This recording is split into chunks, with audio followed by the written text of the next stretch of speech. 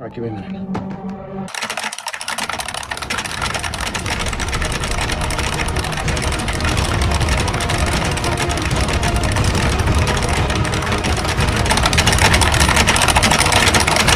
Open sesame.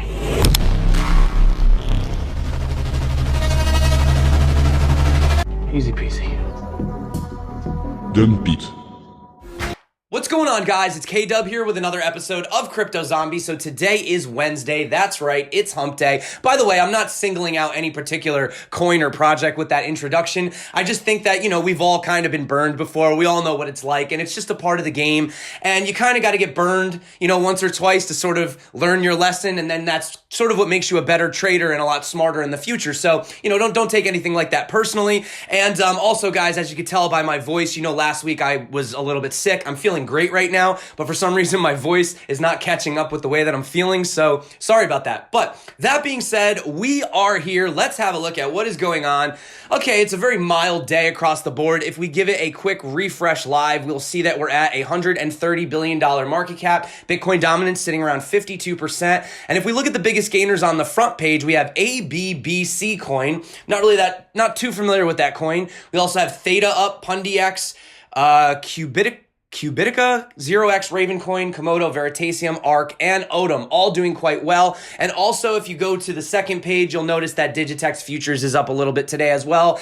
People are probably getting exciting for the, the upcoming release of the platform. So that is what's going on with that. Having a quick look at our good old buddy Bitcoin. Not really too much going on today. I don't really have much to say about it. We've really just been kind of bouncing around in this channel right here. So pretty much between, 35, 33, and 41, 48, right? So currently we are putting in higher lows, so that's a good thing, but we do still have that potential chance of coming back down here again to the $3,500 mark. And I'm just pointing that out, but outside of, that, it's really not that interesting. There's not too much to talk about, but the thing that I really want to bring up, for the simple fact that a lot of people are talking about the XRP pump. There's a lot of questions about, was this manipulation? I've seen a lot of different YouTubers and on even Twitter personalities, and now you're starting to see the articles coming out. So I figured we would touch on this as well and sort of come to our own conclusions about this, all right? So the one thing you can notice right here off the bat is there's obviously this little bit of volume. You can see right, actually it's not a little bit, it's a lot of volume, and a pump, and then a subsequent dump before the gigantic pump that happened, okay? Now let's analyze this a little bit, right? So this is when the tweet came out from Coinbase. It says, when XRP, now you guys probably read this by now, and you can see right here, this is according to my time. I'm on Eastern time, and this is 1 p.m., right? So if we come over here and we have a look at when this pump occurred, well, if we look at the time, this actually occurred at 10:30. Okay, and the announcement came out at 1. So the question is, why was this pumping before the announcement, right? Maybe somebody knew about it beforehand, right? As you can see, the official announcement came out right here.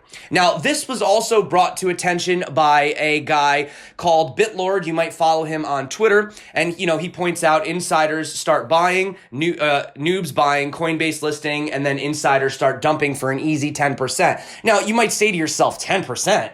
That's nothing, right? Well, the thing is for a whale who might know that something is definitely going to happen, well, maybe you could put $1 million on it, right? And what's 10% of $1 million? Well, that's 100,000, right? So that's a pretty good amount of money to make in just a matter of minutes, right? So if we look over here, you can also see, like, for example, Crypto Slate and these other guys, they're bringing it up as well. And they're saying that in comparison with Bitcoin, Ethereum, and EOS charts from the same period, that XRP had a 6 times increase in hour-over-hour volume on Bitfinex compared to a 2x and a 1.5x increase and a 1.5 decrease, respectively. So they're saying that it's unlikely that XRP would experience such volume increase out of line with the broader market without news driving the event, right? So that's basically what everyone is saying, and they keep pointing to the same charts. 10:30 Eastern time, 2.5 hours before, boom. So there you go. We have that basically being confirmed, right? So that is the question, was it insider trading? A lot of people are concerned about this. So now, does this reflect Coinbase as a whole? I mean, I highly doubt that Coinbase as a company themselves was like, yeah, insider trading. But here's the thing. All it takes is one person or a handful of untrustworthy people to leak the information, and something like this could just get out of hand. And we know in traditional markets, this is highly illegal. right? So we obviously can't prove this, but it definitely has a lot of people questioning what is happening around here. So the other thing too that sort of threw a lot of people for a loop is if you go over here and you look at GDAX, Digital Asset Framework. Now, GDAX is the old name of Coinbase Pro. It used to stand for Global Digital Asset Exchange. Yeah, that's what, and it was really big back in the day. You know, they didn't have a lot of competition, right? Now they don't do as much volume. But anyway, long story short, if you look over here, if this is their framework and it goes token sales structure, and if we come down here to section 6.2, it says the ownership stake retained by the team is a minority stake. There should be a lockup period and reasonable vesting schedule to ensure that the team is economically incentivized to improve the network. Well, I mean, if we just go right over here at CoinMarketCap, you can see that the circulating supply is a lot lower than the total supply. In fact, we know for a fact that Ripple has, you know, they're not trying to hide it. They've openly said that they own 60%. It's in escrow and it's to be released over a scheduled period. So if we go back here, then that's okay. There should be a lockup period with reasonable vesting schedule. That's not the issue. But right here, the ownership stake retained by the team is a minority stake, right? Now, guys, I'm not picking on XRP. I don't think this had anything to do with XRP Army. I think this was somebody else doing this, right? But this also kind of makes me question, you know, why put this in your framework only to pretty much ignore it, right? So that's one thing. And it kind of makes you question, in a way, Coinbase, like kind of saying one thing, doing another, right? So I want to point out something that also happened. I don't know if you guys were around for this back in the day, but this is something that I experienced. I went through this and I thought this was absolutely nuts.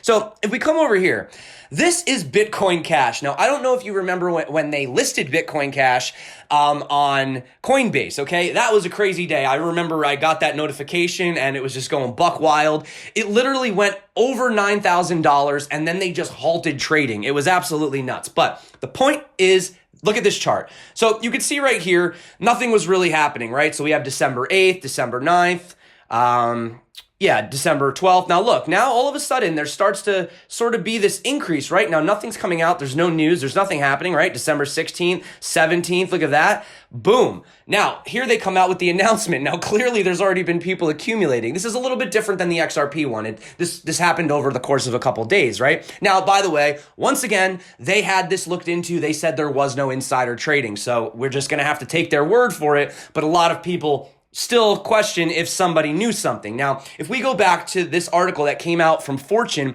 and this was in 2018, this came out July 24th, and then this was in response to the allegations of doing insider trading.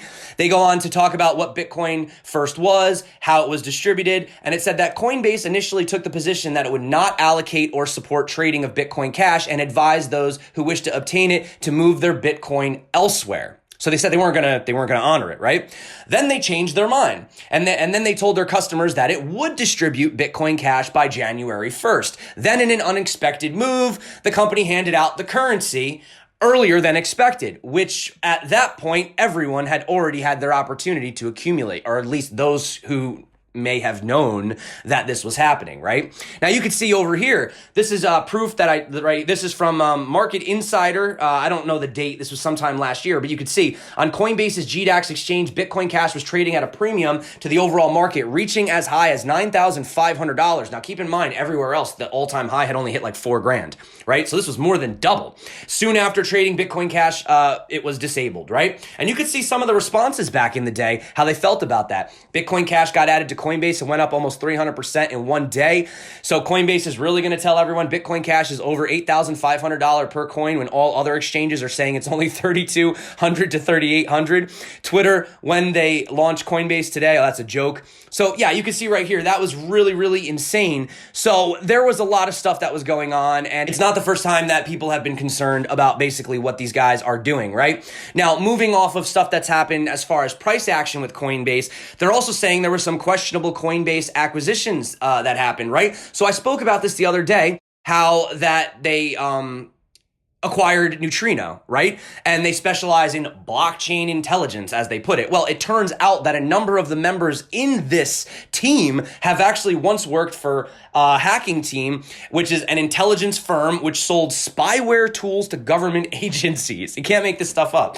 So these tools were reportedly used by authoritarian regimens to target journalists and dissidents and have earned hacking team a label from Reporters Without Borders as certified enemy of the internet. Clearly, this is not a good look for Coinbase, a company that touts itself as a pathway for global access to cryptocurrencies and the freedom associated with the trade of such currencies. The company defended its decision by arguing that Neutrino offered the best technical solutions to fully control and protect our customers' data. So while Coinbase, according to their statements, does not officially condone or defend hacker teams' past actions, the purchase of the company could reasonably be construed by some as an endorsement of such policies. So between this recent acquisition and what we have seen in the past from Bitcoin Cash, those allegations, and then what just happened with the XRP situation, the question is at this point, does somebody know something in Coinbase, and is somebody leaking this information out?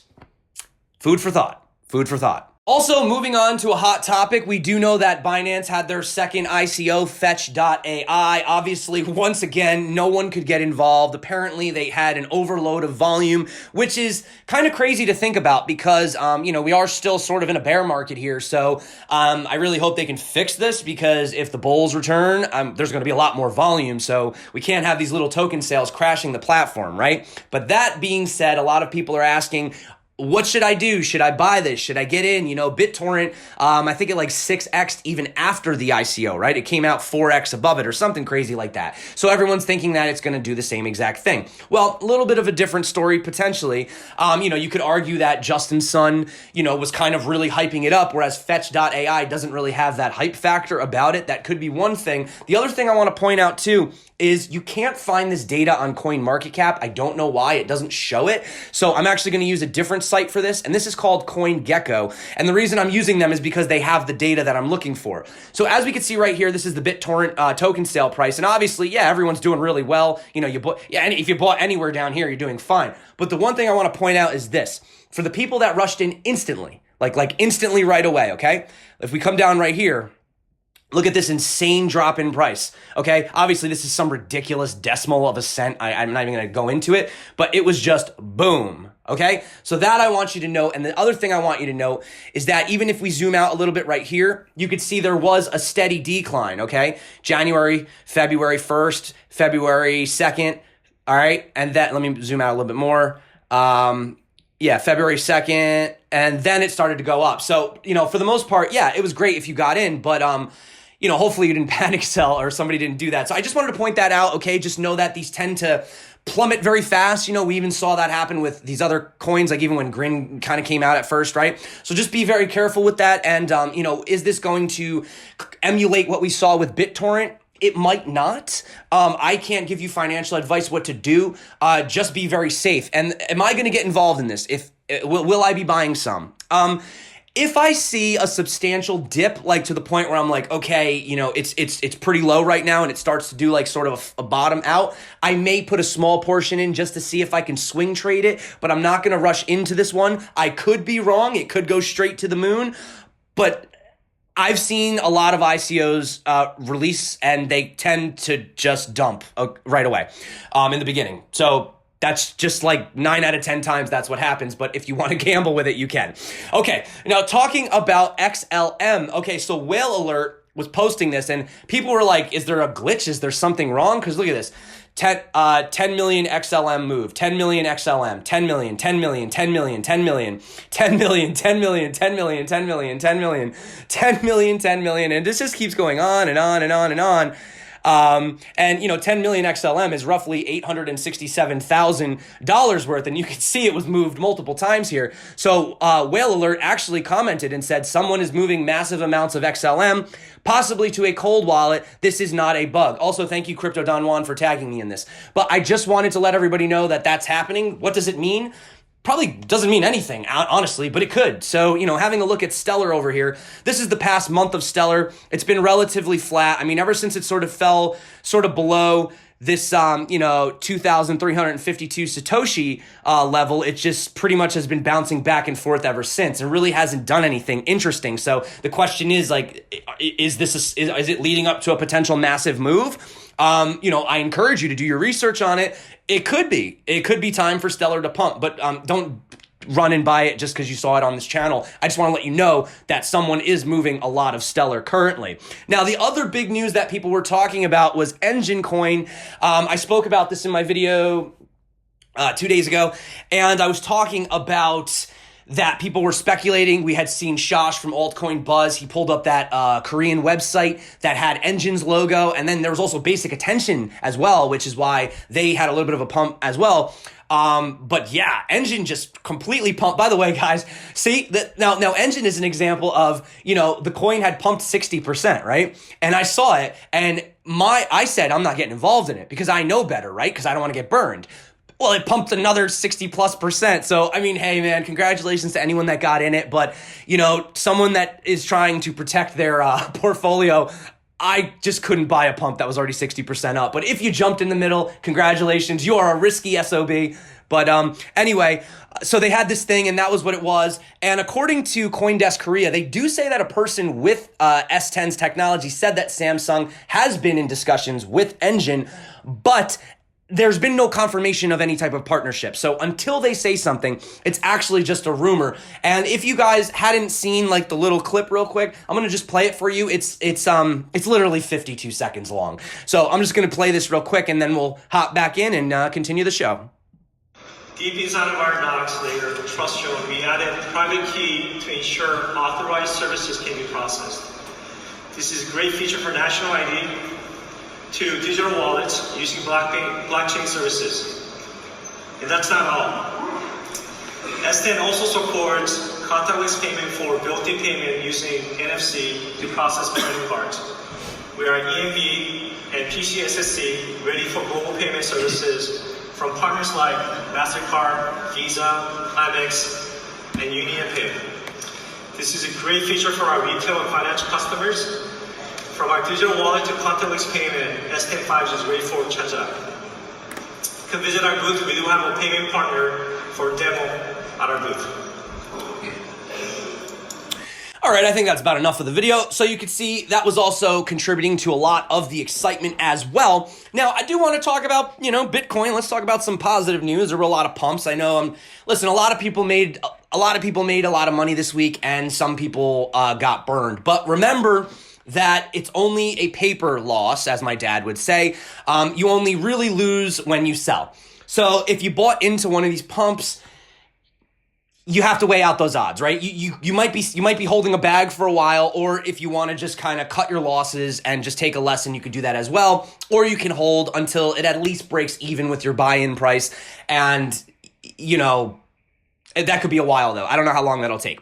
Anyway, so let's talk about Bitcoin and what is happening. So check this out. For the second time since its inception, Bitcoin surpassed online payment giant PayPal in annual transactional volume. I can already hear the people yelling wash trading, okay? Give it a break. We're just going to talk about this as is. So per the data collected from global statistics portals, the Bitcoin network posted $1.3 trillion worth of transactional volume in 2018. Within the same time frame, PayPal recorded only 578.6 billion. I know only, but hey. So basically, it was the second time in a row that Bitcoin outran PayPal. In 2017, it says the digital currency network had posted 543.52 billion. You can see right here, according to the chart, we've beat Discover, we've beat PayPal. Now, MasterCard, Visa, and UnionPay, we're coming for you. So, there we go. So that's just some good news. And honestly, you know what? If you want to use the argument of wash trading and the fact that PayPal is actually being used to buy goods and mostly Bitcoin is just being used for transactions, okay, for exchanges and trading, sure, we can take that argument. But you can't deny that if you look at this chart from Trust Nodes, Bitcoin's transactions have seen a sharp V recovery in general. So it is showing that there is interest in Bitcoin again. So obviously we took this massive fall. That wasn't a good sign. So regardless of what people are using Bitcoin for, mostly for trading, I'm sure, but it's still nice to see that, comparing these volumes, falling from above 400,000 transactions down to 170,000, we are currently up since then, sitting around an average of 330,000 a day. So Just want to point that out. I think that's good news. Also, guys, security vulnerability. Got to talk about this. So, Coinomi wallet basically sends your plain text seed phrases to Google's remote spell checker API when you enter it. This is not a joke. They put a video right here. There were some people on Reddit earlier today very upset. One guy lost his entire life savings in it, so that is not cool. If we come over here, if you guys want to look a little bit more into it, they actually posted on Reddit. So if you are somebody that thinks you might potentially be affected by this, this could definitely concern you. I would have a look at that as well for sure. But the one thing that I want to say, I stress this on the channel as much as possible, guys. If you are not actively day trading and you are not planning on using, the money for day-to-day stuff, then you should really put it on a cold storage like a Ledger or a Trezor or really any type of hardware wallet, okay? And the thing is even with the Lightning Network, when you're using the Lightning Network, it's still new, right? And there is a chance that there could be a bug or something like that. And there is a chance that, it is a centralized sort of thing, at the time, if you're trusting somebody else to use their nodes or their service or whatever, if you're not running your own. I guess I'm rambling. Point I'm trying to say is even with things like that, just if you plan on using it for daily activity, just load a little bit, like a prepaid card, move a little bit from your cold storage, from your Ledger or something onto your hot wallet, so if it gets stolen, okay, hopefully it doesn't, but at least your whole fortune's not gone, right? And this is literally the problem with, being your own bank and why it's still very scary for a lot of new people to get into. Speaking of all these hacks that have happened, Cryptopia, for example, they've actually had some updates. You can see they hadn't posted anything since Valentine's Day, basically. And they say here, we are continuing to work on assessing the impact. They say, worst case, 9.4% of our total holdings was stolen. So that's, I guess, not that bad considering. Update, we are securing each wallet individually to ensure the exchange is fully secure when we resume trading. We have more updates to come today. Please keep an eye on our page. And then let me see if actually they have anything since I had this loaded. Now, the newest one is, as a result of the new wallets, please immediately refrain from depositing funds into old Cryptopia addresses. We have more updates to come tomorrow. Keep an eye on our page. So, yeah, that's great that they're resuming trading, but things like this can really, really ruin the reputation of an exchange, and I would only imagine that they would have somewhat of a struggle, moving forward, guys. So I'm going to get into some coin news right now. So we do have Electroneum. So they said that they're launching the new M1. It's a Google Wallet service certified smartphone that comes with cloud mining technology, integration enabling users to earn crypto through an app. It's an $80 smartphone. However, it'll only mine Ethereum's native token ETM with a claimed monthly return of up to $3. So not really a lot of money, but I guess you can make money in the background, right? I don't know why they chose to say up to $3 because the price of ETN fluctuates, right? So that's kind of like weird to just say up to $3. But anyway, you can use these tokens to pay for services like mobile top-ups, online services, and shopping. And it's also tradable on exchanges as well. Now, coming over here and having a look at it, obviously, where's the excitement? Well, if we scroll down here, it might have been a little bit of a buy the rumor, sell the news. They kind of had a little extra little pump right here. And now looks like it's going back up again. But we see this in crypto all the time. Do I think this one was a scam? Not really. I think this is just build up, just typical what you see in crypto, really, how it goes.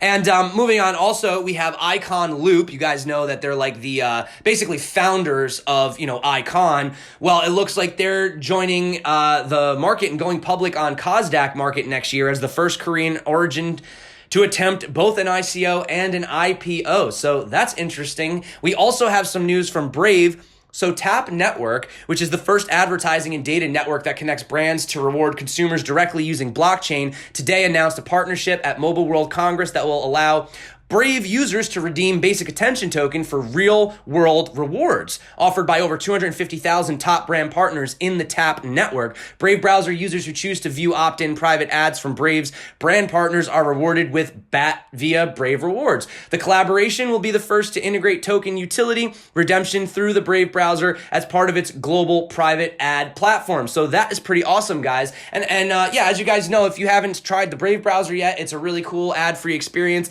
I know watching ads on videos sucks. I get it, guys. Obviously the ads help my channel, but I know they're annoying. So, if you download the Brave browser, you don't have to watch the ads, and I'm a verified creator, so it still helps me out, right? And if you guys use my link, just so you know, you do get $5 worth of tokens to use on the platform. So I just want to point that out to you guys. And also moving on, tokenizing everything, we have a $66 million building that's looking to be tokenized on the Ethereum blockchain. I'm not going to go into this because you guys already know how the tokenization of things work, but you are going to be seeing more and more of these things moving forward. Now, also speaking of, private keys and stuff like that. So this is interesting. So this article goes on to say that the industry needs an alternative to private keys that maintains the cryptographic levels of security required for blockchain operations. So apparently this is called Curv, and they're solving the eternal trade-off between security and availability. No longer do institutions or enterprises need to maintain physical security that doesn't scale or hot wallets that are difficult to integrate, etc. They go on to say that the service will be first to use a proprietary multi-party computation protocol. You could just call it an MPC for short, in order to eliminate the concept of private keys. So this is it's a little weird to me. I don't know that I want to eliminate private keys, but maybe there's something they got here. Maybe they got something here. So though actual technical details were thin, the release added that this would replace the need of both hot and cold wallets. It would use a scalable software-only cloud-based service that ensures digital assets are always available and secure. So they say Curv makes it easier for institutions to manage digital assets by ensuring that each and every transaction is secure. However, this could lead to the centralization issue, since the company also offers all of the setup, IT requirements, blockchain maintenance, and full management services. In effect, Curv would be holding all the keys, be they private or not. So just take that with a grain of salt. We also have this guy, Bill Barheit, CEO of cryptocurrency wallet and investing app Abra. He's saying that the idea of truly decentralized cryptocurrencies contradicts the notion of private blockchains. He goes on to compare enterprise blockchain solutions with the concept of an extranet, a term for a local network protocol that was popular in the 90s. He basically went on to say that people have this fallacy idea that they're going to make blockchain work inside the firewall. It's all going to fail miserably. It's all about a truly decentralized cryptocurrency, and a private blockchain just makes no sense. I don't really see the problem with a private blockchain. I mean, maybe I'm missing the thing here. I'm not telling investors to go get involved, but if a company wants to have their own blockchain within their company, I mean, they can do that, can't they? I don't know. Maybe I misunderstood this article. Tell me if there's something in here I didn't understand. I don't really see the problem with it. We also have Julius Baer, their bank. They say they are pleased to announce the collaboration with the SEBA, Crypto AG, to provide its clients with access to a range of new digital asset services. So way to go, Julius Baer. And finally, we have Bitcoin Mom. She says, we just lost our business bank account because we invested in the cannabis industry. We're accredited investors with excellent credit ratings. Doesn't matter. Can't touch the cannabis because it's a Schedule I drug like heroin, meth, and cocaine, according to the U.S. federal laws. Idiocracy. And then she actually goes on to say, I feel bad for bank employees who had to call and tell me they were closing our account. He was very sweet and explained that their bank charter cannot allow any accounts to touch the cannabis industry. Absolutely ridiculous. Really? Schedule I drug? Marijuana? Are you guys serious? Anyway, this is exactly why I prefer things like Bitcoin over banks personally, because Bitcoin is not going to shut down your account just because you got involved in some weed stuff, right? So anyway, that is just something I wanted to point out. And as always, before we go, I love to remind everyone just how early we are. Check out this article that came out in the Tampa Times way back, December 3rd, 1977. It says, video games are just a passing fad, top toy company executive says. So you can see Americans love gadgets, and this is just another gadget. Michael Moon of the Milton Bradley Company said Thursday, the problem with the toy industry historically is that it overreacts to trends. It, meaning video, is the same thing that happened with CB radios, 35 millimeter photograph and stereo components, he said. He said that people will become bored with video games after about a month. Wow, that comment didn't age well. So when you hear a lot of people saying what they're saying about cryptocurrencies, just understand that it threatens these guys. They don't understand it. And yeah, so obviously if you're watching this video and you stayed this far, you clearly see value in the space, and there's a reason why you're here. There's a reason why I'm here, and I'm happy that you're here because I know that you and I together are going to probably see one of the greatest distributions the world has ever seen as far as wealth is concerned, and it is a pleasure and an honor to be on that journey with you. Now, before we go, guys, I do want to remind you, if you didn't have an opportunity to check out my interview with Matt Greenspan over at eToro, it was really cool. He talked about all these different technicals versus fundamentals. Also, this is a part where he was comparing Bitcoin's chart to the stock chart, which is kind of crazy. They're not similar, but if you didn't see that, check it out. I'll drop it right above right now. You guys can just tap that little iCard or just wait like 5 seconds and I'll have the video at the end for you as well. And before we go, friendly reminder, guys, the blockchain brief, the new newsletter is coming out next month, so you only have a couple days left. If you want to get involved in this Pivot swag bag, you could scan this if you want right now, or if you're watching on your phone, I'll drop the link below and you guys can enter it. I mean, listen, who doesn't love free merchandise, right? Also, guys, once again, Brave browser, if you guys want, I do have that link below. And I do want to say thank you to everyone who actually is keeping their cryptocurrency safe on a hardware wallet like the Ledger Nano X or the Ledger Nano S. And I do appreciate when you use my referral links because it does help support the channel and it allows me to just keep doing all this free content for you guys. So that being said, I want to say thank you so much for coming back. It is Wednesday. What does the future hold? We do not know. Let's go back. Let's see if anything's changed.